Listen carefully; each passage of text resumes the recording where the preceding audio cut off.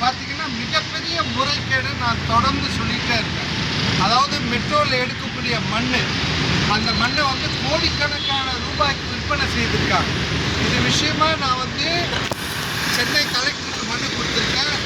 அதுக்கப்புறம் mines director கொடுத்துருக்கேன். அதுக்கப்புறம் கமிஷனர் காவல்துறையில் கொடுத்துருக்கிறேன். டிசி மதுரவாயில் கொடுத்துருக்கேன். விருகம்பாக்கம் காவல் நிலையத்தில் கொடுத்துருக்கேன். அதுக்கப்புறம் கோடம்பாக்கம் இன்ஸ்பெக்டர் கொடுத்துருக்கேன்.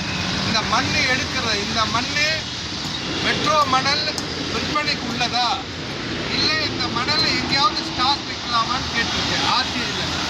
அப்படி இந்த மணல் வந்து விற்பனைக்கு உள்ளதுன்னா எவ்வளோ டன்னு மெட்ரிக் டன்னு விற்றுருக்கீங்க, இந்த பணம் எவ்வளோ அரசு கஜானாக்கு வந்துக்குதுன்னு கேட்டிருக்கேன். இல்லை இந்த மண்ணை நாங்கள் எட்டு போய் ஸ்டாக் வைக்கிறோம் பள்ளத்தை கூட எங்கே வச்சிருக்கிறன்ற தகவலை எனக்கு சொல்லுங்கள். இது வரைக்கும் திருவான்மியூர், பீச்சு, மயிலாப்பூர், கோடம்பாக்கம் நான் ஒரு 4 இடம் 5 இடம் தான் சொல்கிறேன். இங்கே எடுத்த மண் எவ்வளோ டன்னு மண் எடுத்தது, எங்கே வச்சுருக்கீங்க, இந்த தகவல் நான் கேட்டிருக்கேன். இந்த மணல் மொத்தமே விற்பனைக்கான மண் கிடையாது. ஆனால் இது கனிமவளத்துறை உதவி இயக்குனர் சென்னை சுகுணா மேடமு, இந்த ஐடிடிசி நிறுவனத்தில் இருக்கக்கூடிய அமீர், அப்புறம் இன்னொருத்தர் அமருல்லா, மகேஷ் போன்றவங்க வந்து இந்த மண்ணை வந்து கோடிக்கணக்கான ரூபாய் இந்த மண்ணை விற்பனை செய்திருக்காங்க. இன்னும் மணல் எடுக்கப்படுது. டெய்லி வாட்ஸ்அப்பில் வருது, மணல் 30,000 ரூபாய் டாரஸு, சின்ன வண்டி 13,000 ரூபான்னு வருது. இது இன்னும் இது வரைக்கும் இது தடுக்கப்படலை. இந்த மணல்லாம் எவ்வளோ கோடி ரூபாய்க்கு விற்பனை பண்ண கேட்டிருக்கேன். இன்றைக்கி மெட்ரோவுடைய எம்டி சாதிக் அவர்கிட்ட நான் வந்து மனு கொடுத்துருக்கேன். இதன் மீது வந்து நடவடிக்கை எடுக்கிறேன்னு சொல்லியிருக்காங்க.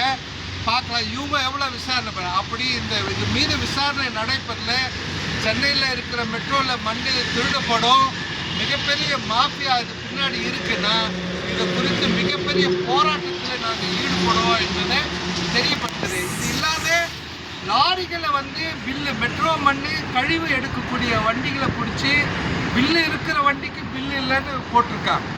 அந்த பில்லு எங்கேன்னு கேட்டிருக்கேன். இப்போல்லாம் கம்ப்யூட்டர் பில்லு எப்படி போயிடும், கம்ப்யூட்டரில் இருக்க எடுங்கன்னு சொல்லியிருக்கேன்.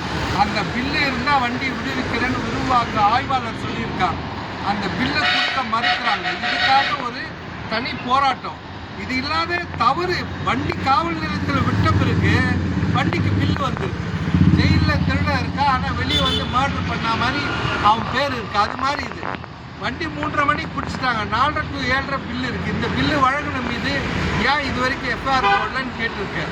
இது எல்லாமே போன மாதம் 20ஆம் தேதியிலேருந்து இந்த மாதம் 1 மாதம் ஆயிருக்கு. இது வரைக்கும் நடவடிக்கை கேட்டால் இது பின்னாடி அதானி குரூப் இருக்குன்றாங்க.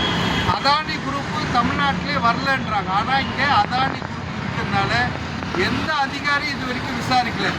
பார்க்கலாம் எம்டி சிக்காவது தைரியம் இருக்கா விசாரணை பண்ணதுக்குன்னு நான் மனு கொடுத்துருக்கேன். இதுக்கப்புறம் நடவடிக்கை எடுக்கலன்னா முதல்வர் இல்லத்தை தேடி போவோம் என்பதை தெரியப்படுத்துகிறேன். யுவராஜ், தமிழ்நாடு மாநில மணல் வாரி கூட்டமைப்பு தலைவர்.